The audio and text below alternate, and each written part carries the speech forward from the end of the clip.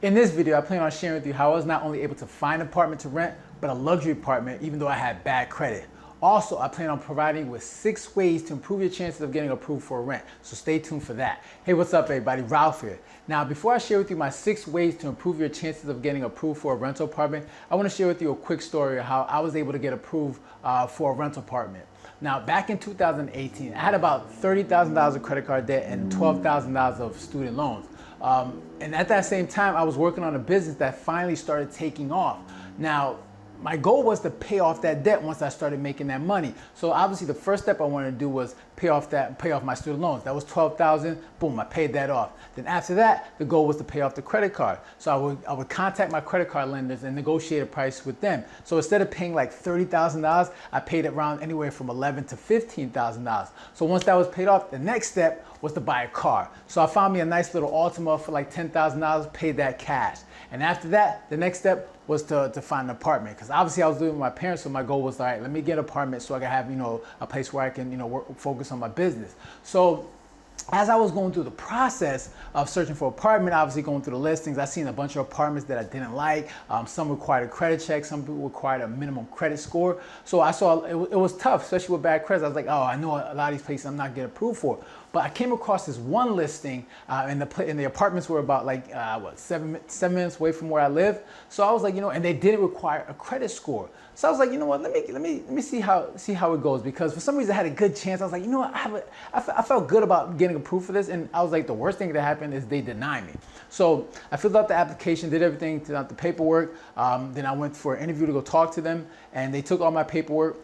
And I remember them calling me, and they were telling me how how I may not qualify because of my credit report. And mind you, I had like about $40,000 in the bank, and obviously I had the money to pay for these things, but the credit score was the thing that they were skeptical about. So it was a property management company. I remember there was two ladies in there, and I remember when I went to go see them, they told me that because of my credit score, I'm not sure if you're going to get approved or not, but let me talk to my manager. And I remember the next day I got a call, and they said, hey Ralph, everything went well.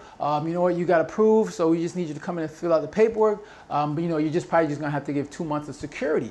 I said, okay, that's cool. So when I went down there, and I remember talking to him, and they was like, yeah, sorry for the delay and everything. It's just that we wanted to make sure. But the fact that you had $40,000 about $4,000 in your bank account, we felt comfortable making sure that you would able to make those payments. The only thing is we'll have to obviously take 2 months of security.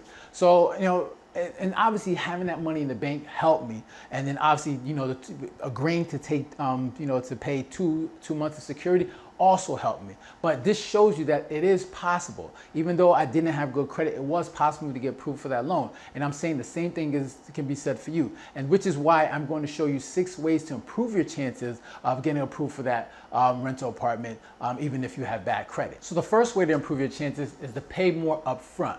Now, obviously, when you're dealing with landlords and dealing with property managers, they have certain requirements in order to make sure you get approved for that loan. Some require you pay down deposit. Some people want first and last months. Some people want 2 months of security deposit. Depending on the requirements of the people that the property managers that you're dealing with, the best way to get approved for that that apartment is to make sure you're putting up more upfront cash, because this puts them at ease. It lets them feel comfortable that if things do go wrong, they at least have money as a security deposit to make sure they cover any expenses. So for me, obviously, that it also helped in my situation that I had about $40,000 in the bank, and I also was willing to give up 2 months of security. So if you're somewhere in a situation where you don't have good credit, one of the best ways to do it is just say, all right, what do I need to do? Do I have to give up more upfront cash? Do I do 2 months security? I'm willing to do that.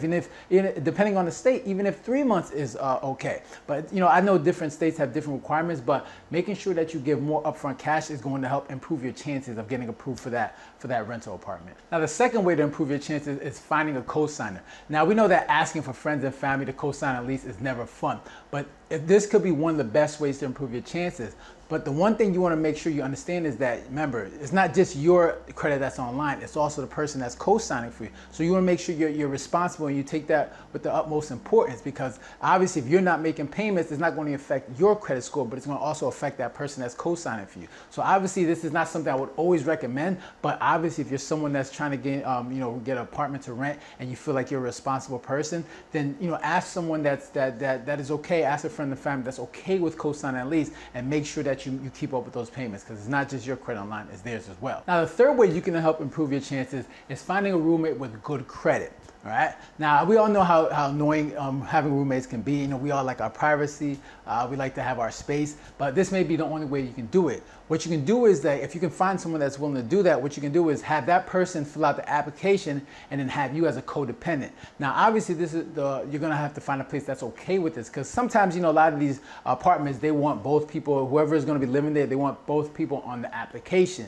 But if you can find a place that is okay with this, this is probably one of the best ways to do it. Just find someone that has good credit that you feel comfortable with living with, and just have them fill out the application and then just have you as a codependent, and you should be good. So the fourth thing you want to do is bring documents, all right? Things like proof of responsible rental history, recommendation letters, pay stubs of proof of employment, or utility payments. The goal here is to make sure you put the landlord or the property manager team at ease. They want to make sure that if they're going to let you, if you're going to be a tenant, that they're going to feel comfortable that you're going to make payments every month.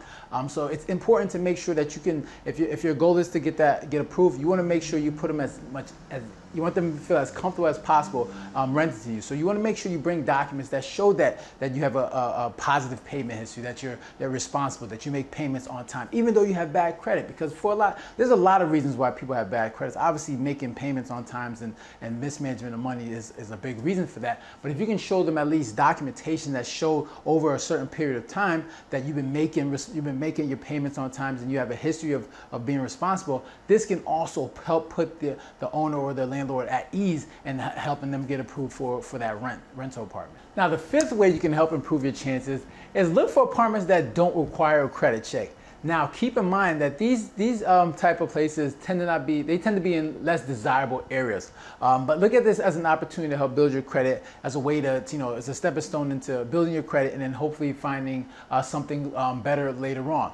So you want to make sure when you're going through those listings, make sure that they don't say no credit required, no credit check required, no minimum credit score. If you can find a place that does that, then it'll make it much easier to help you get approved for rent. So that's just something to keep an open mind about. Just also understand that they're not in the most highly desired areas. So just try to find a place that's in the nicest place, but is a place that you would be cool with staying at. The sixth way is you want to readjust your expectations.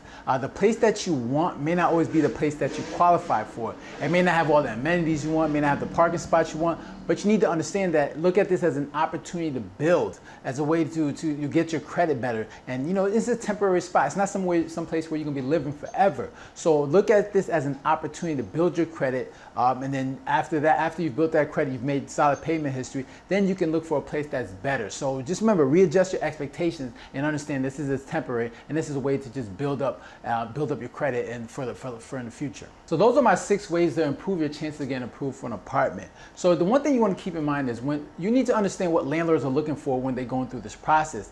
Like the 3 things that they're looking for is payment history, right? They're looking for rental history. They're looking for debts. And sometimes the 4th thing, they're looking for to see any bankruptcies. Not all of them do this, but some may look for that. But the other 3 things, payment history, rental history, and debts, they just want to make sure that you're a responsible tenant, that you'll be a responsible tenant, that you'll make your payments on time.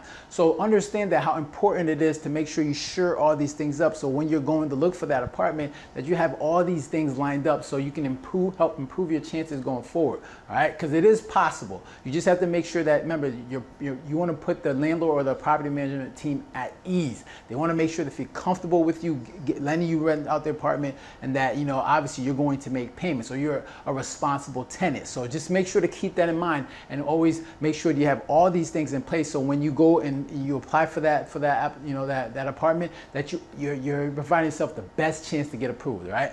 So that's all I got for you guys today. I hope you found this video helpful. If you got any comments or questions, make sure to leave a comment down below. Hit the like button, share, and please do not forget to subscribe, right? So you guys take care and have a good one. Later.